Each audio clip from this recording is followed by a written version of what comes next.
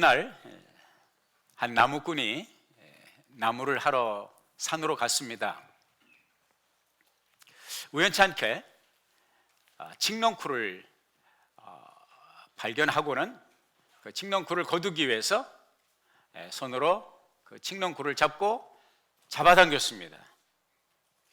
그런데 놀랍게도 그것은 칡넝쿨이 아니라 잠을 자고 있었던 호랑이의 꼬리를 잡아당긴 것입니다. 이 사실을 알아챈 이 나무꾼은 혼비백산하여 살 길을 찾아서 두려운거리는데 나무가 있는 것을 발견했습니다. 내가 살 길은 호랑이가 완전히 깨서 나를 잡아먹기 전에 나무에 피해야 되겠다, 이런 생각으로 나무에 기어 올라갔습니다.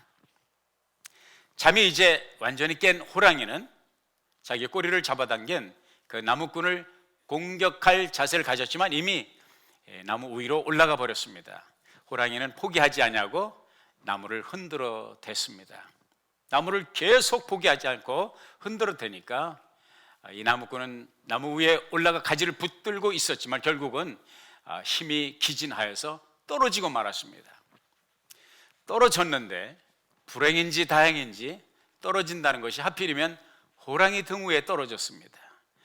호랑이 등 위에 떨어진 이 나무꾼은 아플싸 하는 순간에 이 호랑이는 갑자기 이물질의 등에 그 무거운 육중한 사람의 몸이 떨어지는 것을 느끼면서 호랑이는 호랑이 나름대로 혼비백산하여 뛰기 시작합니다. 이 뛰기 시작하니까 호랑이 등에 뜻하지 않게 엎인 이 나무꾼을 떨어지는 순간 자기는 죽는다 생각을 하고 호랑이 털을 붙들고 있는 힘을 다하여 죽기 살기로 호랑이 등에서 떨어지지 않기 위해서 온 힘을 다 기울였습니다.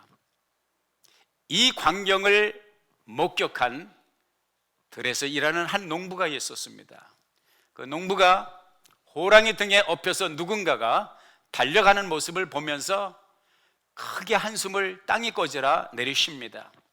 그러면서 하는 말이, 누구는 팔자가 좋아서 불안당처럼 일도 안 하면서 호랑이 등에 엎여 저렇게 놀러 다니고, 누구는 평생 허리도 한번 제대로 펴지 못하고 뼈 빠지게 고생을 하는 내 자신의 신세를 생각하면 너무나 자괴감이 들면서 내가 이런 인생을 살아서 뭐 하는가.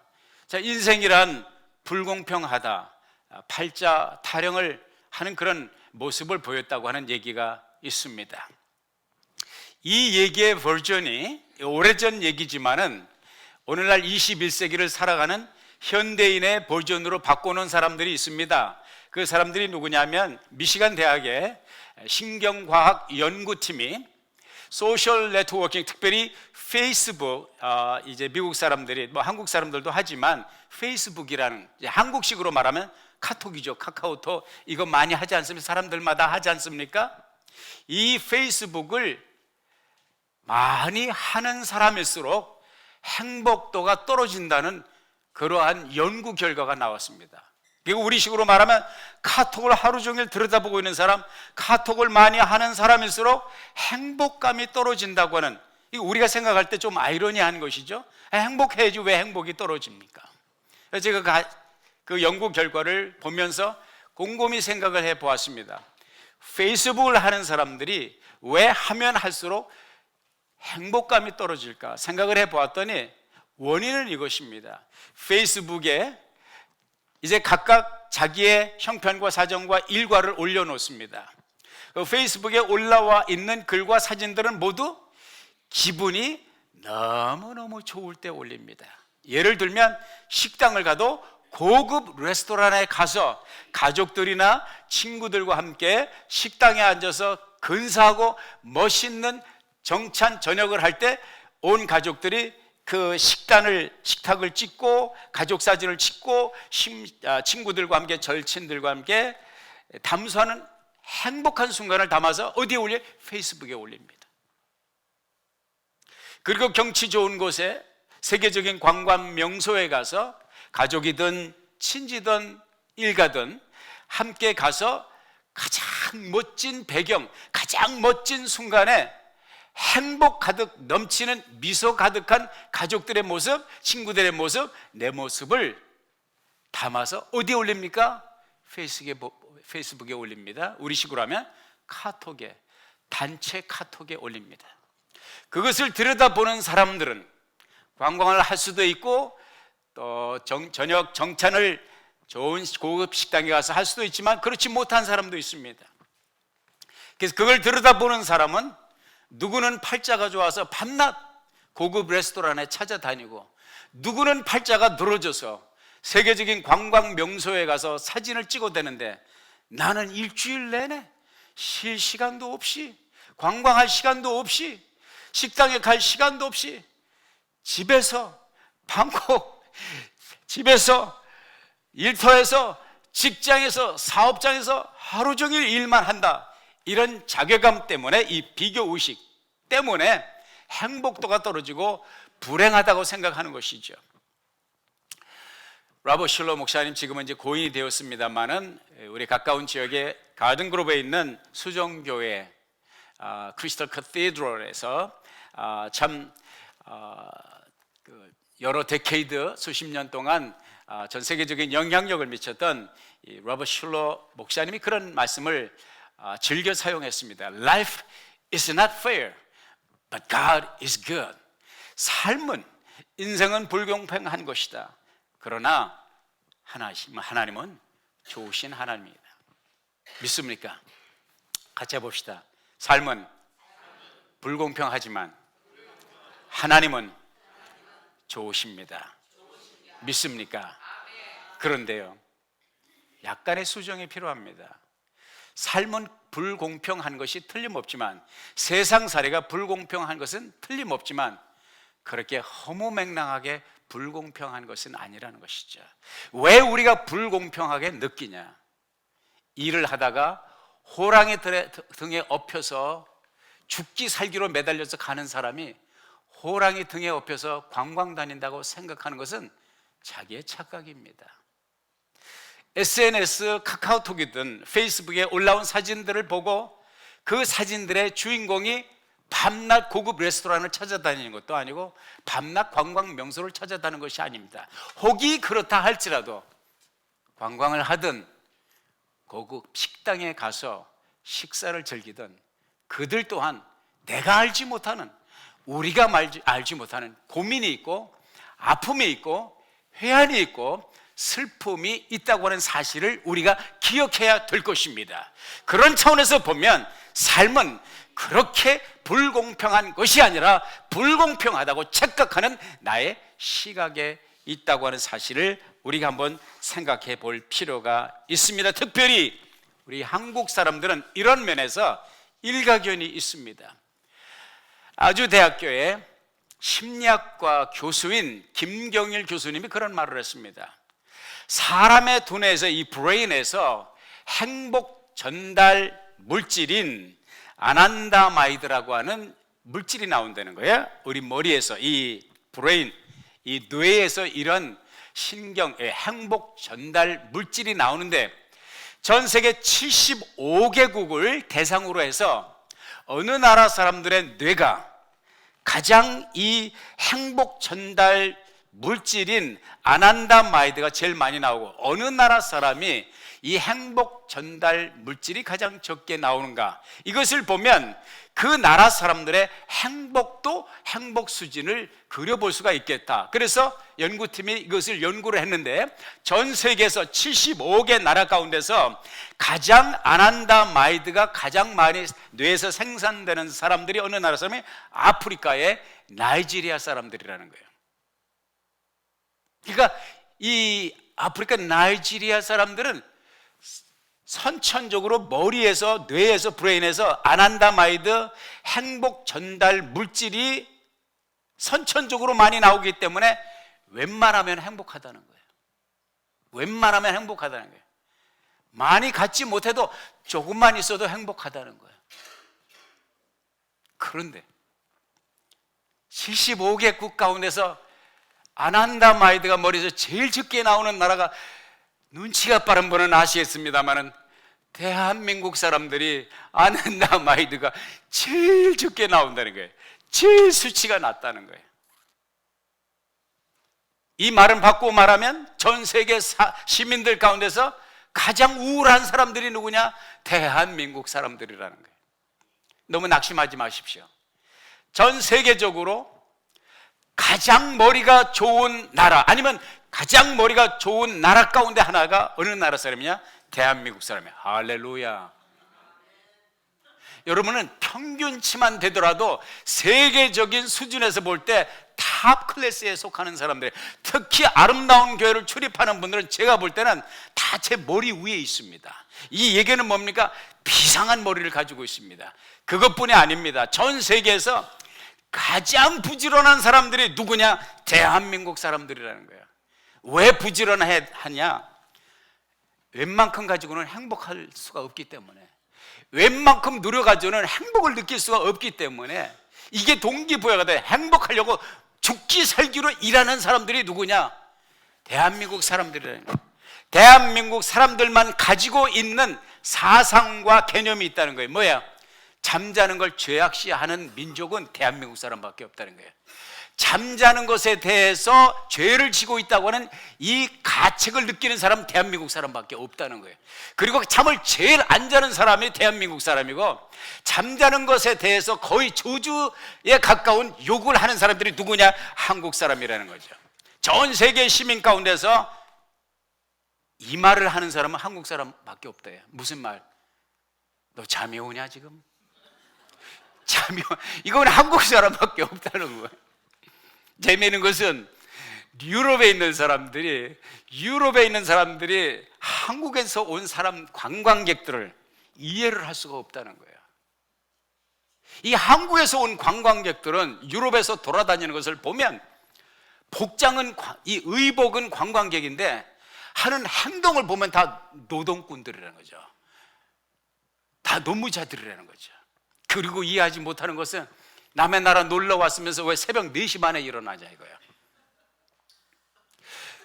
그 유럽에서 렌트카를 운영하는 회사가, 이 매니저나 사장님이 렌트카를 누가 빌려가는지 보지 않아도 이 차는 한국 사람이 빌려갔구나 한 것을 안돼. 뭘 보면 아냐?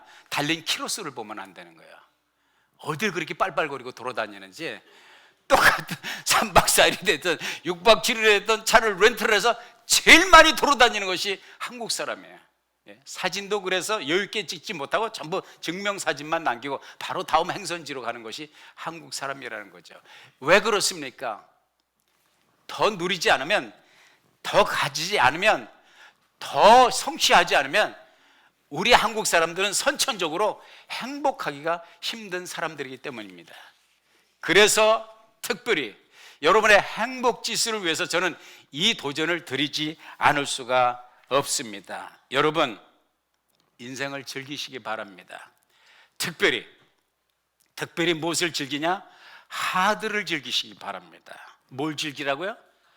하드 아세요? 얼음 과자, 아이스케키라는 게 있었죠. 그 다음에 업그레이드에서 나온 게 뭐예요? 하드에서 더 업그레이드 된 것이 뭐예요?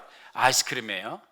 제가 아이스케키를 먹을 때 하드를 바라보면 침을 줄줄 흘리고 다니던 시절이 생각나는데, 그 하드를 즐기는 여러분의 삶이 되기를 주의 이름으로 축원하고 도전합니다. 하드는 뭐냐? 약자예요. 하는 뭐냐? 하세요. 뭘 하시냐? 여러분이 할 수 있는 일을 하세요. 해야 될 일을 하세요.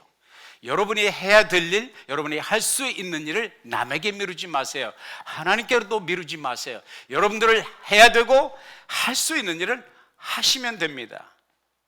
옆에 분에게 하세요. 하시면 됩니다. 하나가 더 남았어요. 드가 남았어요. 드는 뭐냐? 드리세요. 드리세요. 그러면 이상한 상상을 하시는데 그런 거 아닙니다.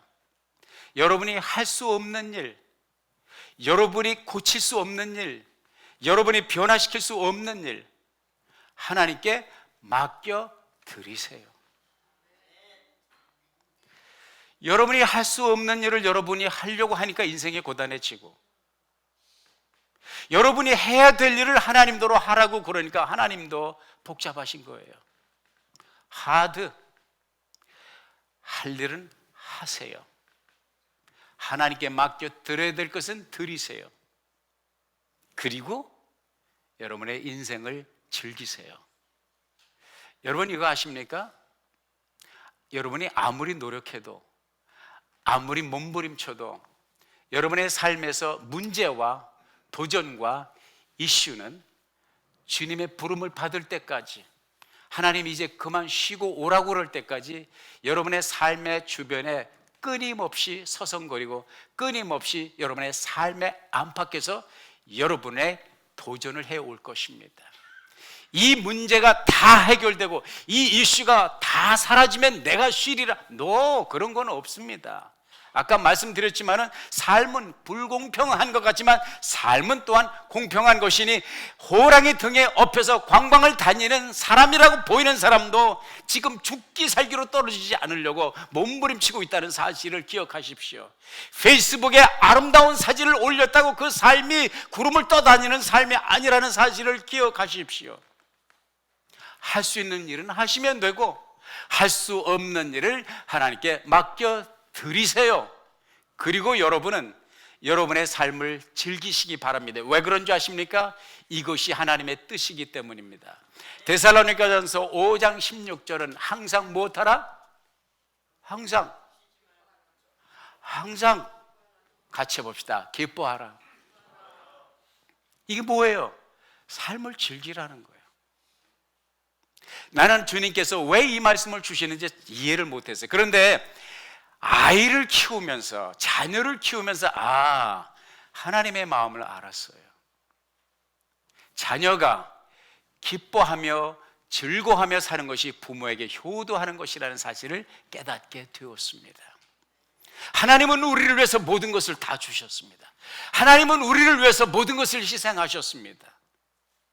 몸 주고 마음 주고 피와 물과 살까지 주셨으면 다 주신 건데 왜 불행하다고 생각하십니까?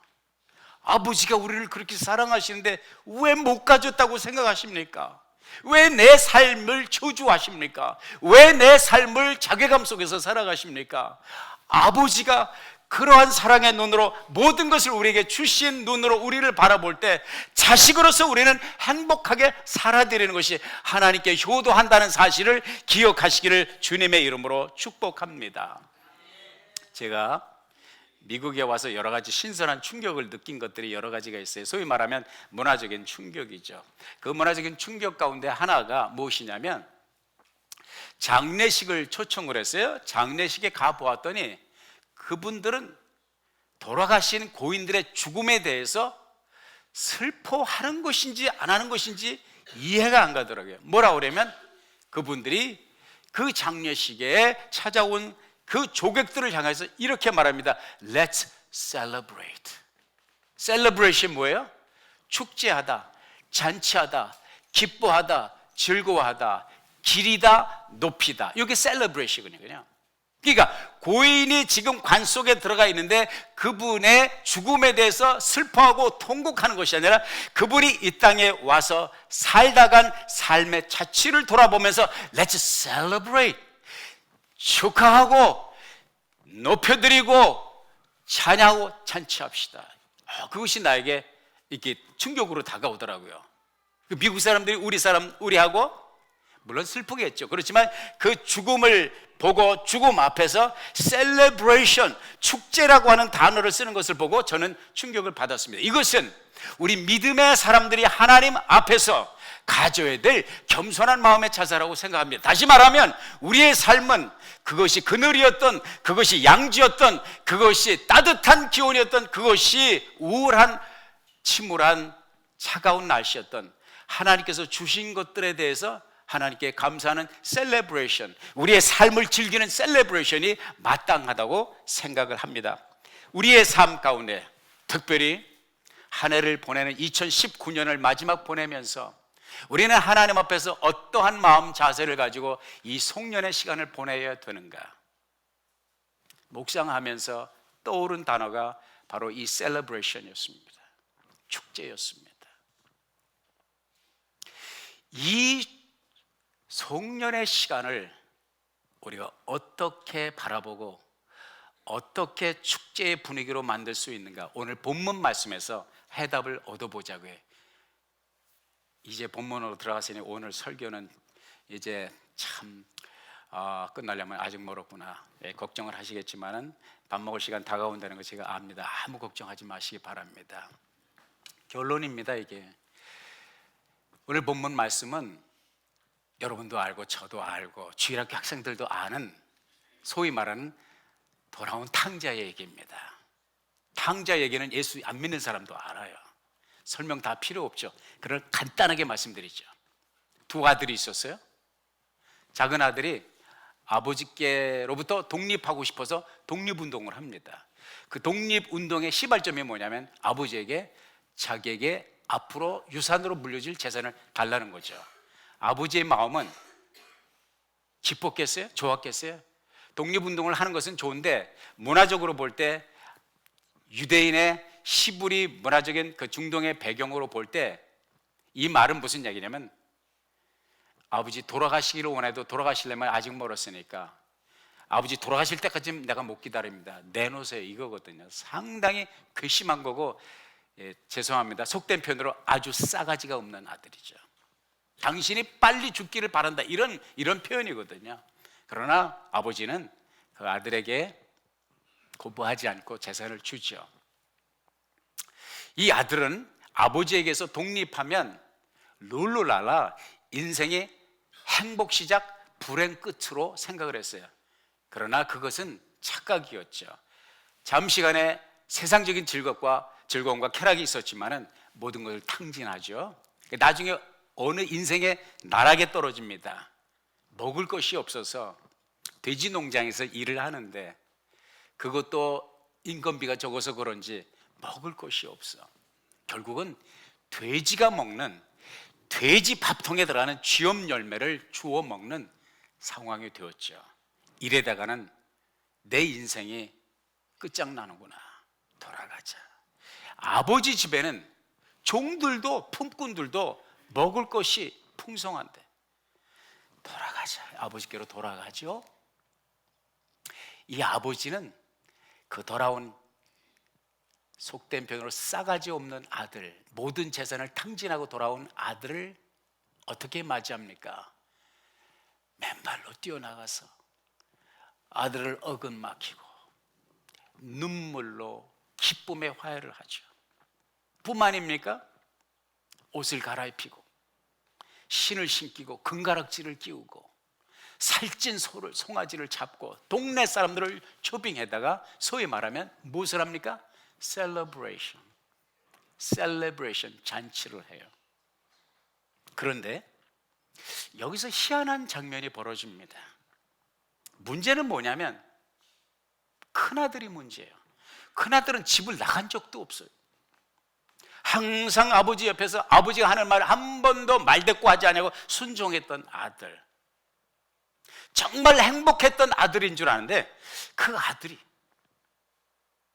밖에서 일하다가 돌아왔는데 아주 기분 나쁜 장면이 벌어집니다. 집안에서 풍악이 울리고 동네 사람들이 모여서 모두 다가 행복한 축제의 시간을 가져. 이게 도대체 어떻게 된 것이냐 알아보니까 동생, 그 몹쓸 동생, 싸가지 없는 동생이 돌아왔다는 거예요. 돌아왔는데 보니까 잔치가 벌어진 거예요. 이 형의 눈에 볼 때, 형의 귀에 들린 음악과 형의 눈에 벌어지는 장면은 형이 이해할 수 없는 장면이었어요. 그래서 뭐라고 그러냐면 거두절미하고, 아버지는 내가 평생 아버지를 저 싸가지 없는 동생처럼 아버지 재산을 탕진한 적도 없고 집을 나간 적도 없고 아버지 말씀에 거역한 적도 없는데, 아버지는 저 동생은, 저 인간이 돌아왔는데 모든 것을 탕진하고 재산을 말아먹은 저 아들이 돌아왔는데 뭐가 잘났다고 살찐 송아지를 잡고 이렇게 난리를 치기십니까? 아버지는 아버지를 위해서 충성되게 일한 나에게 염소 새끼 한 마리 잡아준 적이 있습니까? 이거거든요. 염소 새끼 한 마리 잡아준 적이, 살찐 소는, 송아지는 뒤로 하고 염소 새끼 한 마리 잡아준 적이지. 여기서 우리가 우리의 삶을 셀레브레이션으로 이끄는 힌트, 그 방법, 그 길은 무엇이냐? 힌트를 얻자는 거예요. 그것은 서로 똑같은 장면이 벌어지고 있는데 한 사람은 축제를 벌이고 한 사람은 인생의 가장 불행을 느끼는 삶의 나락에 떨어져 있다. 차이는 무엇입니까? 딴 거 아니에요. 보는 시각입니다. 무슨 시각? 돌아온 탕자를 바라보는 시각이었어요. 아버지는 죽었다고 생각한 그 아들이 돌아왔다는 그 자체가 너무 행복한 거야. 딴 거 볼 것도 없어. 너 그동안 어떻게 살았는지 너 고해성사해봐. 너 그동안 어떻게 돈을 탕진해? 이런 거 안 물어봤어요. 네가 살아 돌아왔으니 나는 감사하다. 할렐루야. 그런데 형의 눈에는 살아온 동생이 보이는 것이 아니라 염소 새끼 하나만 생겨요. 오직 염소 새끼.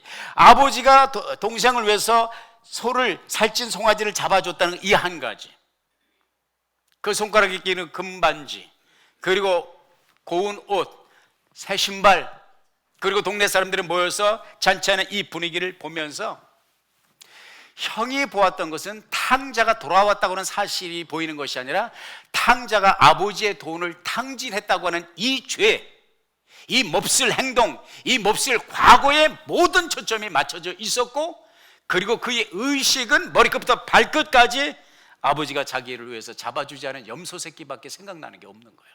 그러니 동생을 저주하고 싶고 아버지에게 이것은 불공평하다고 말하는 것이죠. 여러분, 우리는 어차피 인생을 살아가면서 희로애락을 다 겪으며 살아가고 쓴맛 단맛을 동시에 보며 살아갑니다. 쓴맛만 보는 사람도 없고요, 단맛만 보는 사람이 없어요. 모든 인생이 단맛과 쓴맛을 보며 살아가고, 모든 인생이 불행하다고 생각하면 불행할 이유가 있는 삶을 살고요, 행복하다면 행복할 이유가 있는 삶을 살아가는데, 문제는 뭐냐?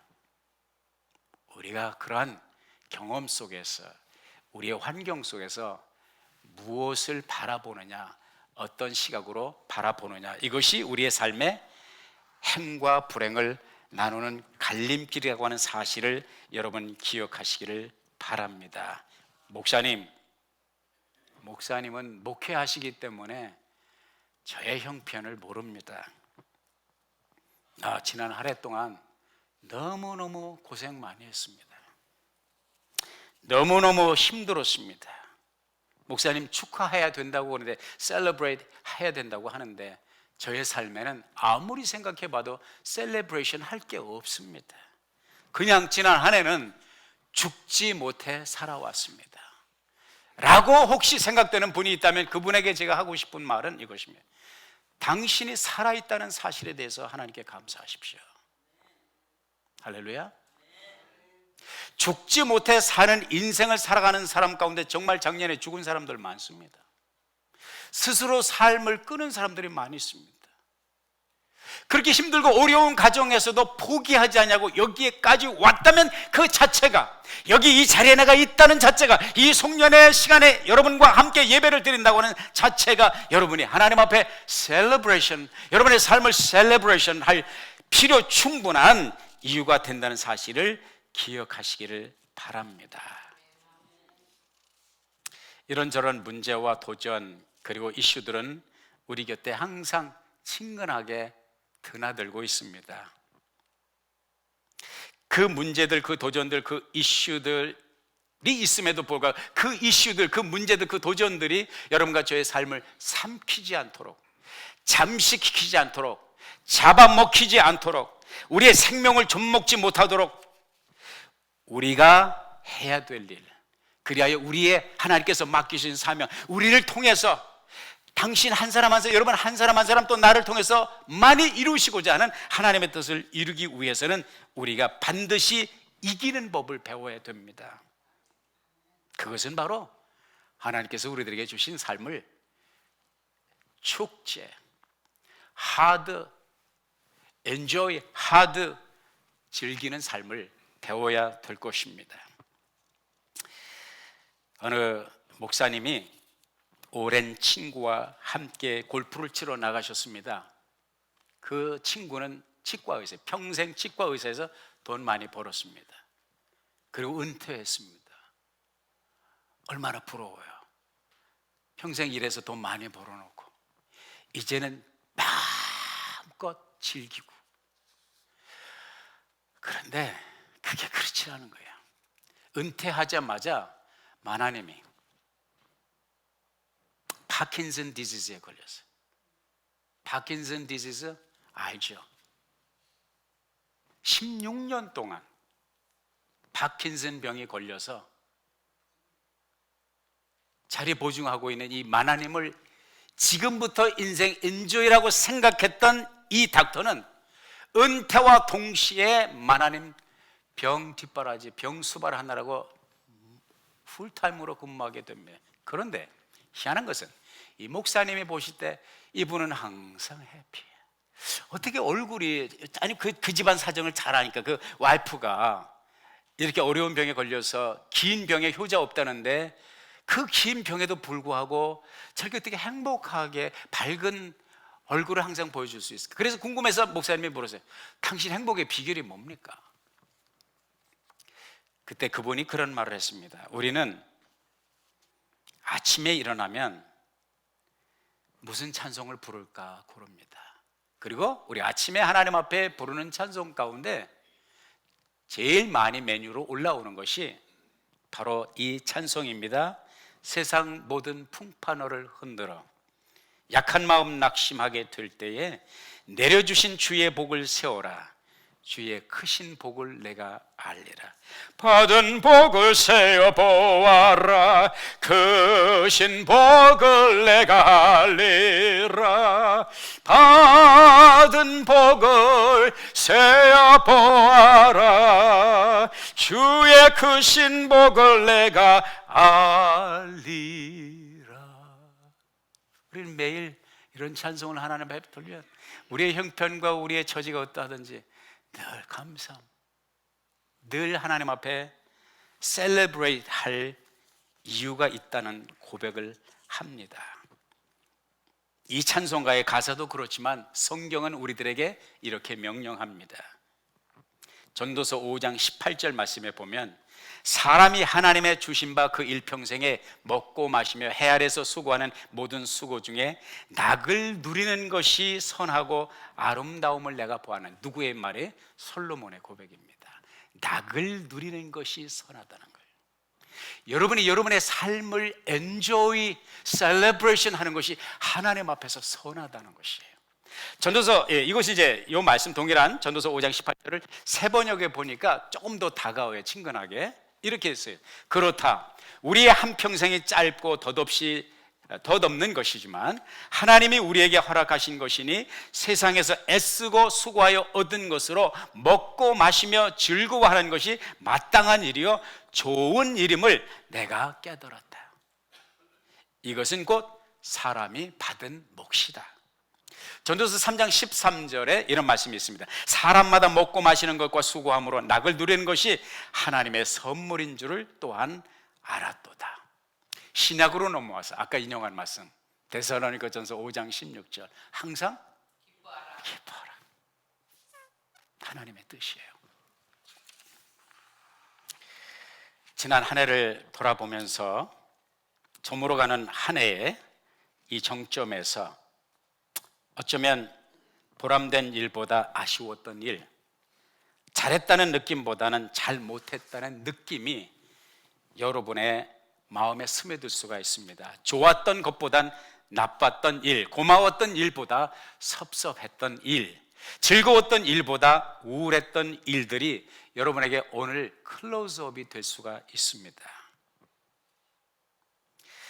내 아내가 좀 더 나에게 다 잘해 줬더라면, 내 남편이 조금만 나에게 더 잘했더라면, 아이들이 조금만 더 고분고분했더라면, 아이들 학교 성적이 조금만 더 나았더라면, 내가 다니는 직장의 월급이 조금만 더 올랐더라면, 사업이 조금만 더 잘 풀렸더라면, 그때 그 교통사고가 안 났더라면, 내가 투자한 주식 시세가 조금만 더 올랐더라면, 아니 나의 건강이 조금만 더 호전됐더라면, 사랑했던 그 사람이 나를 떠나지만 않았더라면, 이런 후회와 아쉬움이 남을 수가 있죠.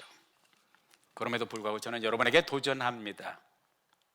후회로 아쉬움으로 남는 지난 한 해 세월의 삶의 내용 중에서 변화와 발전과 새로움을 위해서 여러분이 할 수 있는 것은 근심 걱정하지 마시고 하세요.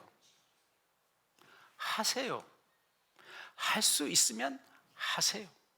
그러나 돌이킬 수 없는 것, 변화시킬 수 없는 것, 되물릴 수 없는 것, 할 수 없는 것은 하나님께 맡겨 드리세요. 그러면 그게 하드가 됩니다. 그리고 여러분은 이 시간을 축제의 시간으로 하나님께 드릴 수 있기를 바랍니다. 탕자의 실패를 바라보는 형의 눈이 아니라 탕자가 살아 돌아와 자기 앞에 있음에 감동하고 감격하는 아버지의 눈으로 우리가 한 해를 돌아보자고요.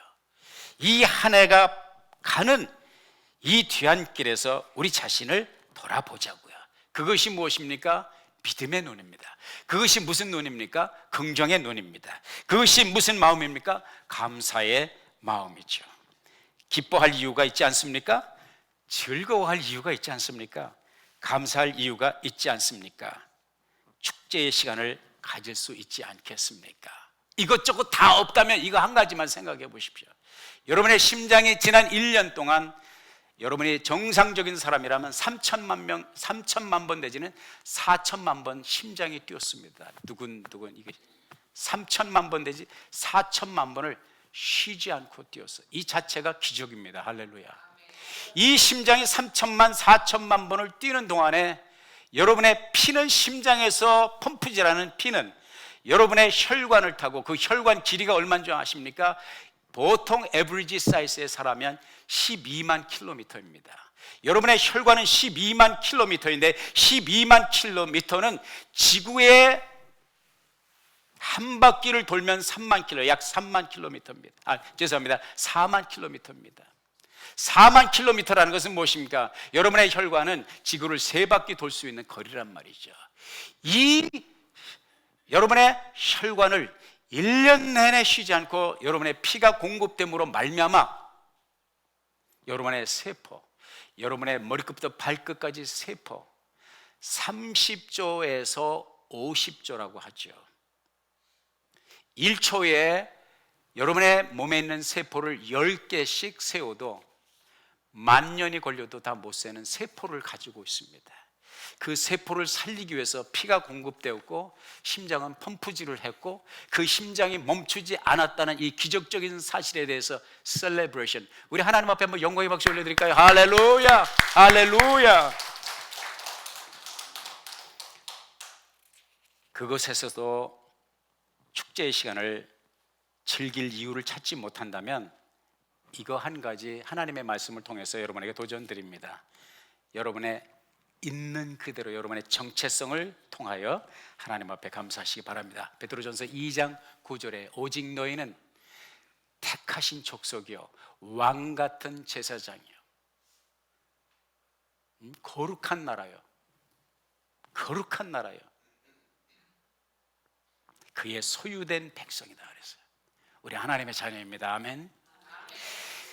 어두운 데서 불러내어 그의 기이한 빛에 들어가게 하신 자의 아름다운 덕을 선전하게 하려 하십니다. 자기 피해야 할 시대라고 말합니다. 피할 것 피하고 알릴 것 알리고. 뿐만 아니라 저는 그렇게 말합니다. 요즘 사람들은 자기 건강 자기가 챙겨야 되는 시대라고 생각합니다. 하나님이 여러분을 사랑하심을 믿습니까? 하나님이 여러분을 위해서 아들 예수 그리스도를 주심을 믿습니까? 그 아들 예수 그리스도께서 여러분을 위해서 너무너무 사랑하셔서 십자가를 주시고 생명을 주셨다는 사실을 믿습니까? 그런데 왜 여러분 자신을 비하합니까? 왜 자신의 삶을 파괴하냐고요? 왜 자신을 못났다고 생각하십니까? 왜 자신을 열등하다고 생각하십니까? 왜 자신을 비열하다고 생각하십니까? 그건 안 됩니다. 자신의 삶을 저주하지 마십시오. 주님의 마음을 아프게 해드리는 것입니다. 주님이 나를 사랑하십니다. 나 또한 나를 사랑해야 될 것입니다. 주님이 나를 존귀히 여기신다면 나 또한 나를 존중히 여겨야 될 것입니다. 그래야 우리가 즐거운 삶을 축제의 분위기로 살고 남도 섬길 수가 있는 것입니다. 제가 살아보니까 주변 사람들을 괴롭히고 상처를 주는 분이, 그런 사람들이 누구냐? 상처가 많은 사람들이에요. 치유가 되지 않는 상처를 그대로 안고 가는 사람들의 삶이 꼭 뭐와 같으면 고슴도치와 같아요. 고슴도치 제가 잘 알아요. 우리 집에 고슴도치 여러 마리 있습니다. 우리 따님이 고슴도치 농장을 운영하시기 때문에 너무 귀엽고 사랑스러워요. 알면 귀여워요. 근데 다가가기가 힘들어. 왜? 가시가 많아. 자기의 마음에 응어리진 상처가 치유되지 않은 사람은 다가가고 싶어도 다가가기 어려운 가시들이 있단 말이야. 그래서 여러분이 행복해져야 돼. 그래서 여러분의 내면에 있는 상처가 치유돼야 돼. 그래서 여러분은 축제의 삶을 배워야 돼. 이 한 해의 마지막 뒤안길에서 우리 자신을 치유하는 시간을 가져봅시다. 손을 가슴에 얹어 봅시다. 자기 자신에게 이렇게 말합시다. 주님이 너를 사랑해. 해보세요. 진짜 고백. 진심으로 주님이 너를 사랑해. 나도 너를 사랑해. 주님에게 너는 소중한 사람이야. 너도 나에게 소중한 사람이야. 애썼어. 수고했어. 장하다. 대견해. 주님 감사합니다. 찬양합니다. 할렐루야. 마음에 무거운 짐이 조금 내려가는 것 같아요.